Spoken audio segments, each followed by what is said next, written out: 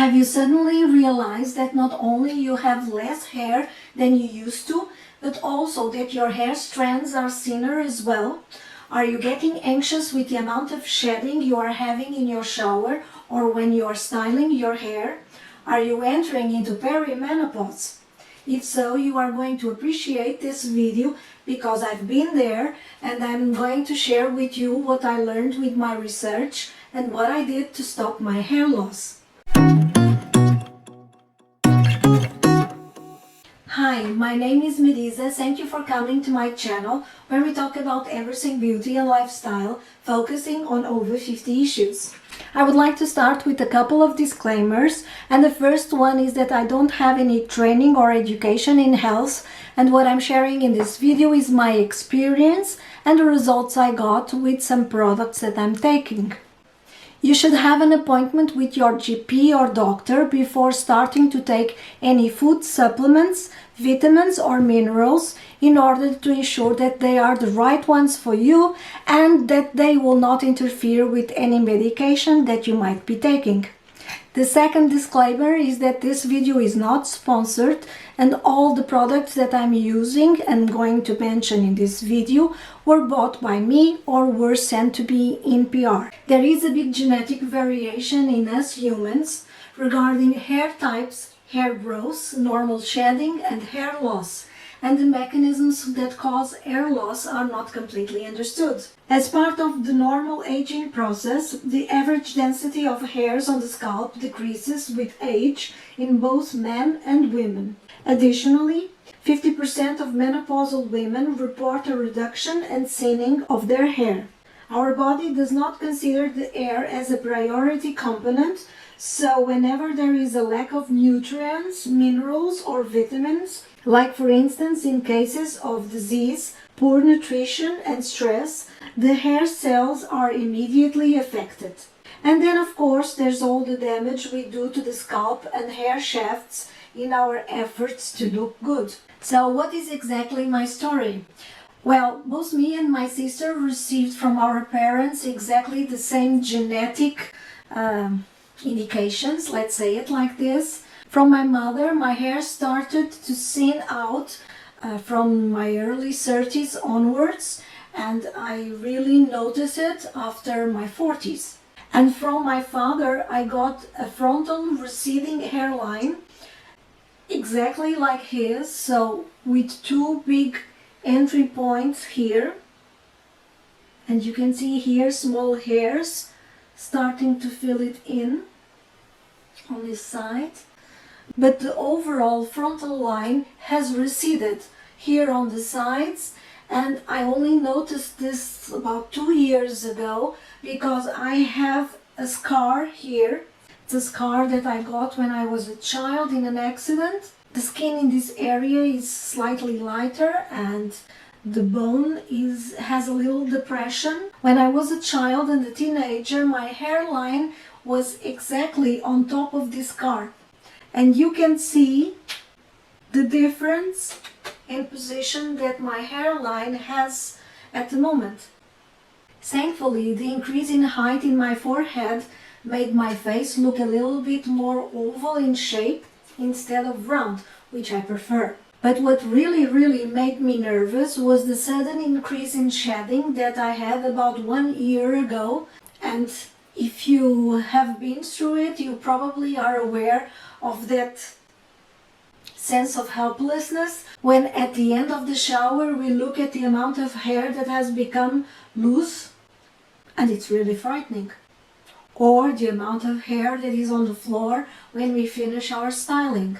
At that point in time, I decided that I had to do something about it. One of the most frequent occurring types of hair loss is called telogen effluvium, and it's basically an acute increase in shedding, and that happens because there's a premature conversion of anagen hairs, that is, hairs that are in the growing phase, to telogen hairs, which are the ones in which the growth has stopped and that in a couple of weeks will be released. Or, as in the case of post-pregnancy, there is a conversion of anagen hairs to telogen after prolonged anagen period.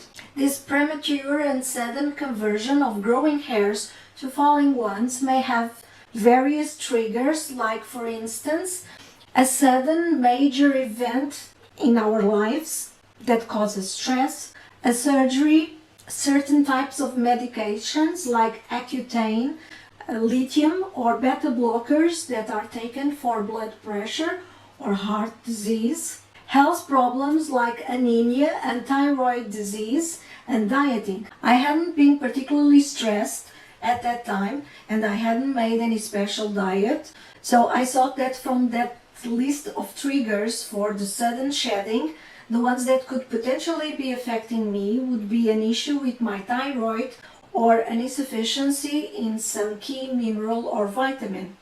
I booked an appointment with my GP and I did blood works, and it turned out that my thyroid was working perfectly fine and the levels of minerals, including iron and zinc, as well as vitamins, were okay.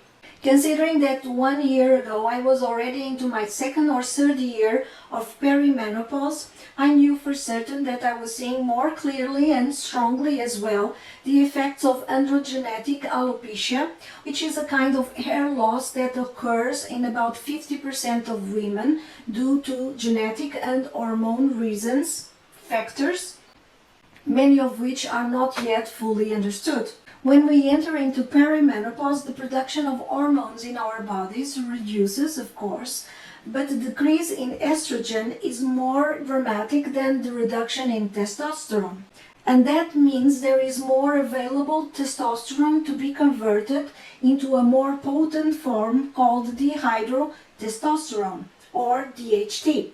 In those 50% lucky women, like me, the hair follicles, for genetic reasons, seem to be more sensitive to DHT than normal, and they enter into a process called miniaturization.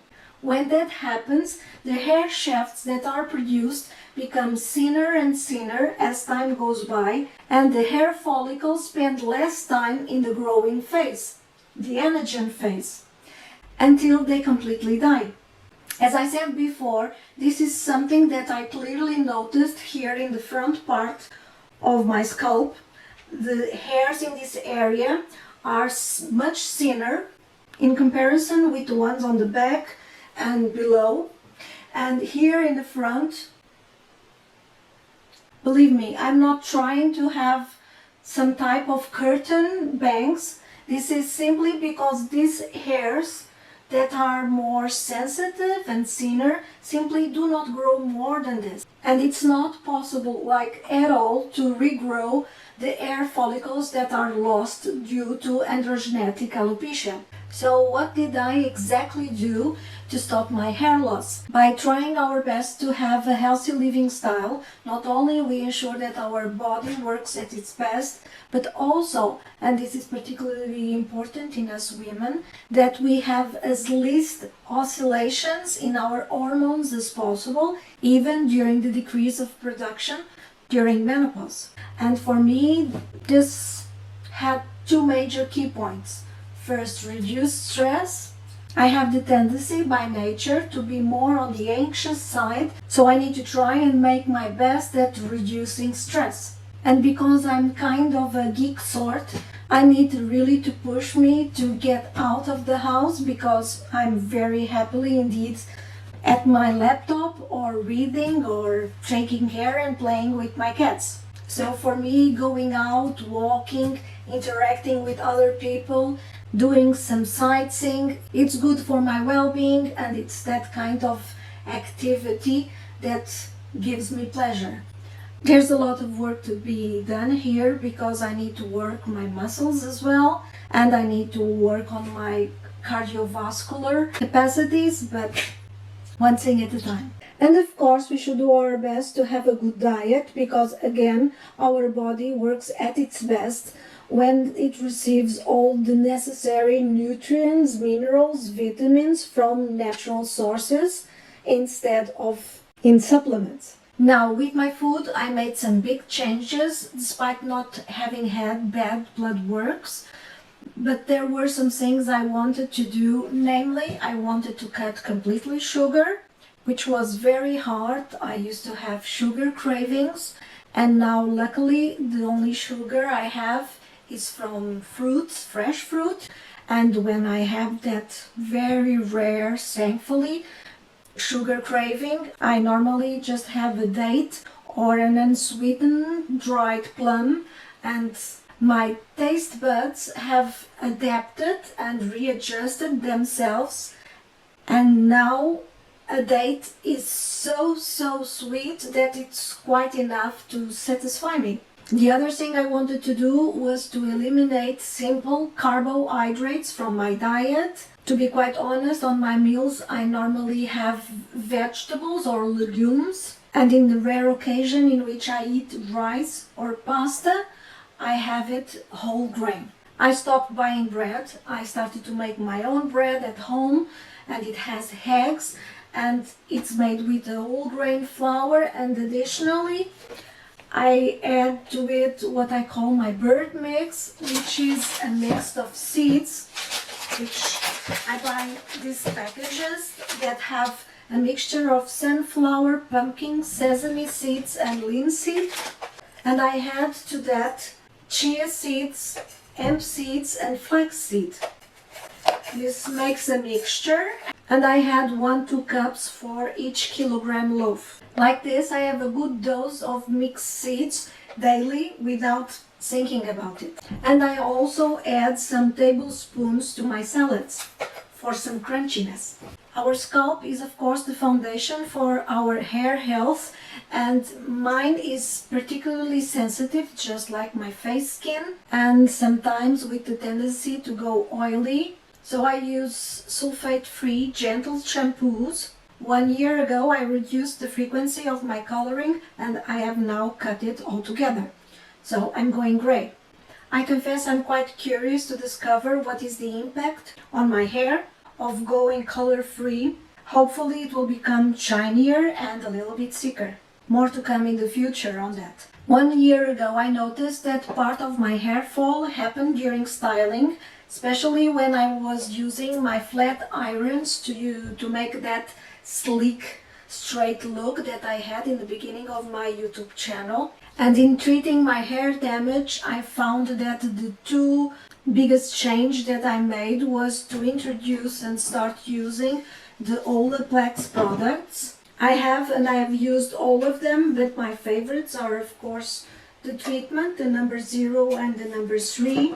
I use regularly the shampoo and the conditioner, and I like them.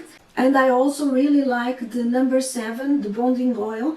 I use it to protect my hair before styling, to protect it from heat. And I also use it afterwards to bring down the flyaways if I have them, and to give a little bit more shine to the hair. I am quite heavy-handed with products in my hair, and I can place this one without concern. It will still leave my very thin hair light and fluffy and not greasy at all. Really love them, and I will continue to use them. And the other big change that I did after the end of the lockdown was to offer myself what I consider to be a big investment indeed, the Dyson Airwrap. I got a customized version for my thin hair, and by far the attachment that I use the most is this one, which allows me to dry and smooth the hair at the same time. And I only use the medium temperature. I never go to the highest one. I find it works very well. I dry my hair and I style it extremely quickly, and at a very much lower temperature than I used to do with the flat irons. It was really a big investment, but I confess that I love it, and it was worth it, and I think it's making a big difference in the quality of my hair. Let's finally talk about treatments. And from the beginning, my goal was to start with food supplements or hair growth promoters without going into Rogaine for two reasons. First, because of the oily look that it gives to the roots of the hair in the application, and also for the side effects, because there have been reports that Rogaine causes an increase in facial hair. Considering that I had pattern hair loss, I wanted to start with a supplement that worked as a DHT blocker like saw palmetto, and if it didn't work, then try the treatment that is available for women, which is spironolactone. For that reason, you have in the table that I'm showing you treatments that are shadowed in gray, either because they are not applicable to me or because I have not tried them yet. In terms of supplements, 1 year ago I was taking this ones. This is a generic multivitamin, multimineral supplement, and it's specific for women over 50, and it has biotin in it. But I was already taking it 1 year ago, and although I think it really made my hair grow quicker, I didn't notice any impact in the amount of hair loss. So I knew I had to add to this routine another type of supplement more specific to hair and hair health. So I considered very strongly the possibility of getting Viviscal, which is a supplement that has a big record of positive results and contains zinc, iron, and marine collagen in a form that is under patent with them. But then luck kicked in, and I received in PR another type of supplement that not only targets hair health and growth, but it's also specifically built for sufferers of androgenetic alopecia, men and women, because it contains in its composition saw palmetto, and I was very curious about it. I received a package of 3 months supply, and after analyzing the content, the ingredients, I decided to try it. Saw palmetto is a palm-like shrub that grows in the southeast of the United States, and it was traditionally used for the treatment of prostate and bladder issues in men. And that's why the clinical tests that were done on its effects on hair loss were on men as well. Nevertheless, it works for women as well, and the mechanism seems to be that it has an effect of blocking the enzyme that converts the testosterone in DHT, dihydrotestosterone, and therefore blocking the process of miniaturization. The results of the conducted tests seem to indicate that for men, the efficacy of saw palmetto is lower than the treatment finasteride. Since androgenetic alopecia has such a wide genetic variability, it doesn't work for everyone, and only about 30% of users report positive results. Nevertheless, since finasteride is only to be used in men, and the other treatment for androgenetic alopecia that can be used in women, which is called spironolactone, is primarily used in younger women with high variabilities of hormone levels and irregular periods. I think that the use of saw palmetto should be definitely something to be considered for menopausal women. And the only point to be considered is that by blocking the conversion from testosterone to dihydrotestosterone is in effect increasing the amount of testosterone in our blood circulation, but on the other hand reducing the dihydrotestosterone. Personally, my experience has been extremely good. I didn't notice any side effects whatsoever, and in effect I credit these supplements, these It Really Works supplements, for having stopped my hair loss to a level of shedding that in me is absolutely normal. And you may ask me, but how do you know for certain that it were those supplements that did the trick. I know because about 4 to 5 months after starting, and I was already seeing for about 2 months the effect of taking them, and the hair loss by then had stopped. I started to take HRT, and I thought, now that I'm taking this estrogen HRT, my hair shedding will continue to be normal and I don't have to take the supplement. And I have to say that I was bitterly disappointed, because about 2 weeks after stopping to take the It Really Works supplement, my hair started to fall once more in the levels that I had had in the beginning of all this process. So I immediately started to take the supplements once more, and after 3 weeks, 1 month, I restarted once more to have normal shedding. So it seems that, and I confirmed this with my GP, to have an HRT, an estrogen HRT treatment, does not assure that androgenetic alopecia is stopped, and it certainly did not work in my case. In me, these supplements have worked, and when I touch my hair, I definitely can see that the shorter strands are thicker and I have more hair once more. I notice it when I pick up the hair to do a ponytail, and I no longer see here in the center of my parting that big gap that I was starting to see, and I was very scared about it. So I'm really happy with these supplements. They really worked, and I'm definitely going to continue to take them.